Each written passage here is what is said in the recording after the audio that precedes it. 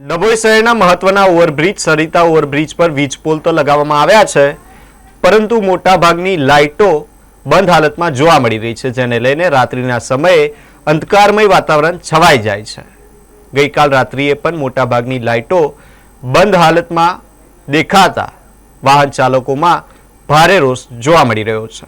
મળતી માહિતી મુજબ રેલવે માર્ગ પર બનાવાયેલા આ ઓવરબ્રિજ માટે અંદાજે 42 કરોડ રૂપિયાથી વધુનો ખર્ચ મંજૂર કરવામાં આવ્યો હતો। માર્ગ અને મકાન વિભાગ દ્વારા કોન્ટ્રાક્ટરને 15 મહિનામાં કામ પૂર્ણ કરવાની સમયમર્યાદા આપવામાં આવી હતી અને વર્ષ 2022 સુધીમાં બ્રિજ તૈયાર કરવાનો હતો, પરંતુ હાલ પણ બ્રિજ પર જરૂરી સુવિધાઓ અધૂરી હોવાનું સામે આવ્યું છે। ખાસ કરીને લાઇટ વ્યવસ્થા બંધ હોવાને કારણે સ્થાનિક નાગરિકો અને દૈનિક વાહન ચાલકોમાં ભારે નારાજગી જોવા મળી રહી છે।